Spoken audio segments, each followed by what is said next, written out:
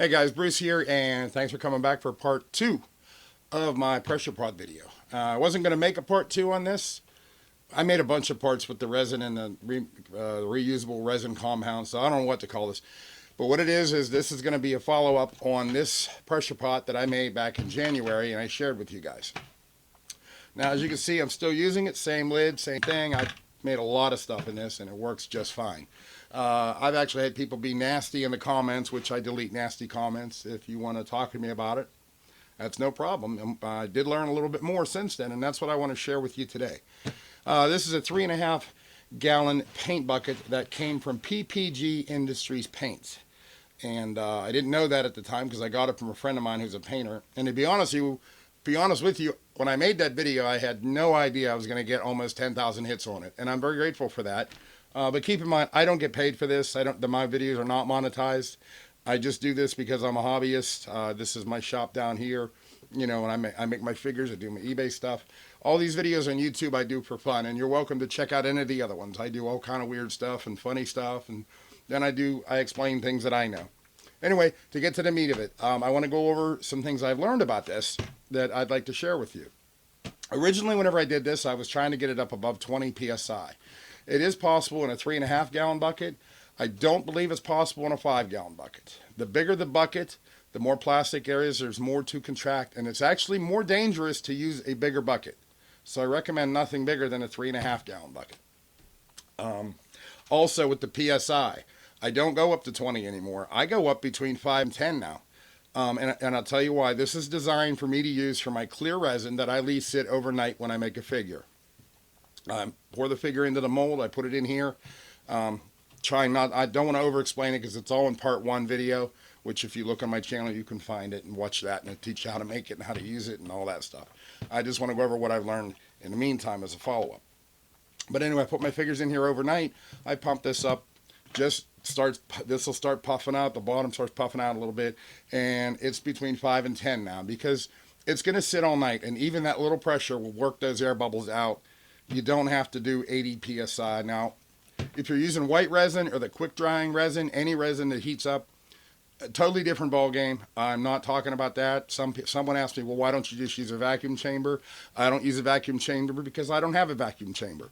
I'm not saying it doesn't work. It probably does. I don't use it. This is what I use. So now it's basically a small pressure pot with small psi that puts pressure on it overnight. It won't work on the 10-minute resins, as I said in the first video. What else have people told me? The lid is very important. If you don't get the right lid, it's simply not going to work. I've had so many people say, oh, it doesn't work, it doesn't work. Well, what lid did you use? And they tell me, and it's like, well, yeah, because it's not like a Tupperware lid. It has to have these clamps on it, the lips to come over.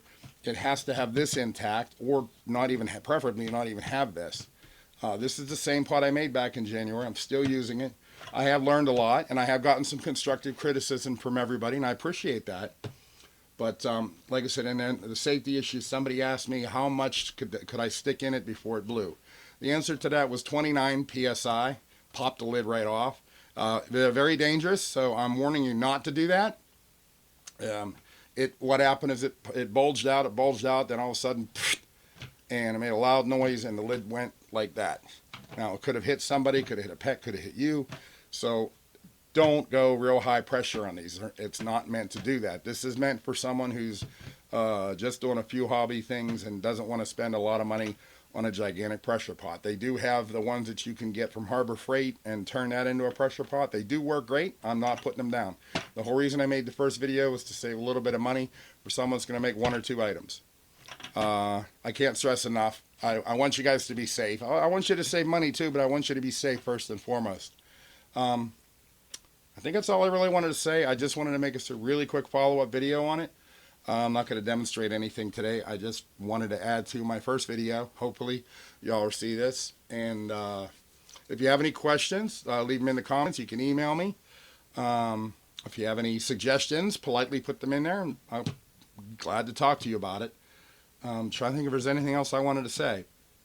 Because I had a lot of people ask me questions. A lot of people, some people, just the one guy just he tried it and it didn't work, and he gave up and left some really nasty comments on YouTube, which of course I deleted because I'm doing this to help people. I'm not doing this to be a know-it-all. I'm not doing this to sell anything. You know, it's just me in a basement, and you got to remember that. Just trying to help y'all. So with that said, I hope you got something out of this video too. Any more questions, please feel free to put them in the comments. And that's about all I have to say on this one. Like I said, this is the last time I'm going to talk about it, most likely, until I do another endeavor. I have other projects coming up that I'm going to hopefully share on video and teach people how to make their life a little easier working in their shops. And like I said, I hope you like it, and see you next time.